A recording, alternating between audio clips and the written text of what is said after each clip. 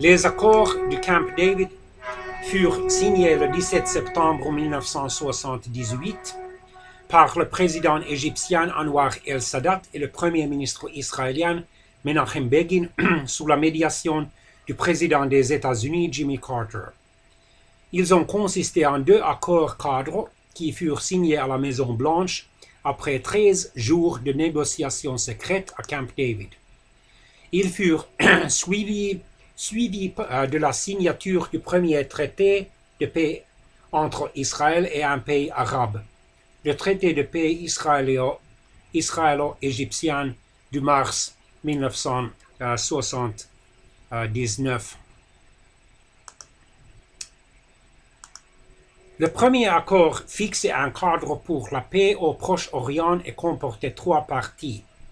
La première partie, qui devait poser des principes des futures négociations sur le sort de la Cisjordanie et de la bande de Gaza, aurait dû déboucher sur une autonomie transitoire de cette nouvelle entité dans le respect de la résolution 242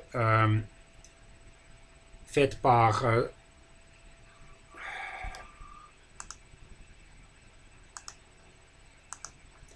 le Conseil de sécurité des Nations Unies après la guerre de 6 jours entre l'Israël et l'Égypte. L'Israël, l'Égypte et la Jordanie. Aussi Jordanie. Elle a été jugée moins claire que le second accord et fut plus tard interprété différemment par Israël, l'Égypte et les États-Unis. Elle ne serait ainsi jamais appliquée.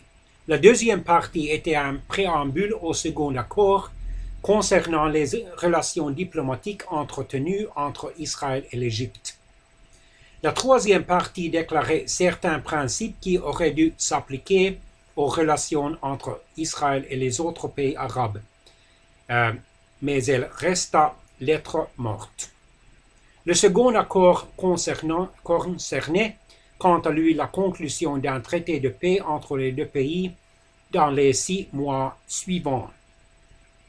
Celui-ci fut signé le 26 mars 1979 à Washington et permit à l'Égypte de récupérer le Sinaï en 1982 après le retrait complet de l'armée israélienne et le démantèlement de certaines implantations juives comme à Yamit.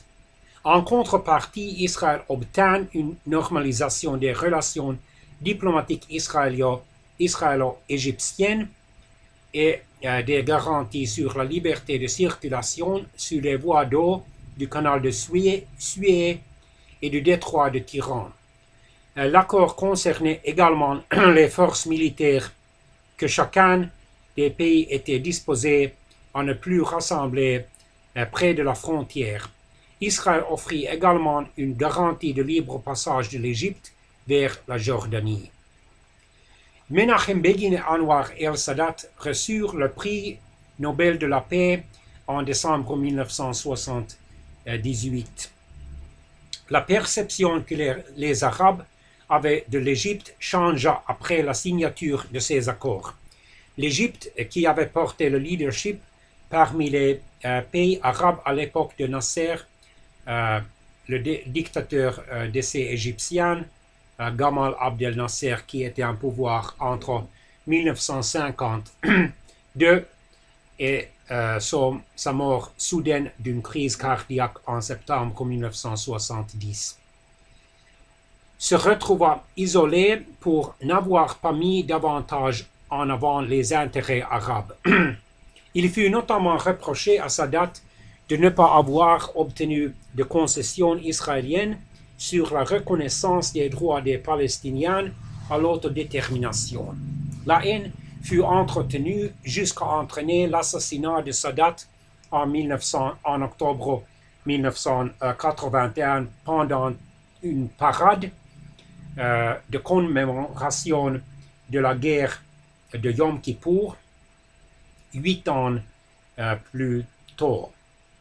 Et le président Carter, en dépit de ce succès diplomatique à cause de ses échecs domestiques et internationaux, aperçus par une majorité des électeurs américains, a été battu clairement par son opposant républicain, l'ancien gouverneur de Californie, Ronald Reagan, aux élections présidentielles américaines du novembre 1980 et donc a dû retirer de la présidence américaine en janvier 1981. Quant à lui, le premier ministre Begin, à cause des controverses de la guerre au sud du Liban en 1982, dont le massacre à Chabra et Shatila et la mort de sa femme, s'est retiré de la vie politique en octobre 1983. L'Égypte fut également exclue de la Ligue arabe de 1979 à 1989. L'unité arabe contre Israël fut brisée à la suite de ces accords. Le dictateur irakien Saddam Hussein tenta de remplir le vide laissé par la perte du leadership égyptien, ce qui explique, selon certains observateurs, l'invasion de l'Iran par l'Irak en septembre 1980. La force multinationale et observateur au Sinaï fut mise en place à partir de 1982 en vue de faire respecter la partie des accords portant sur le Sinaï.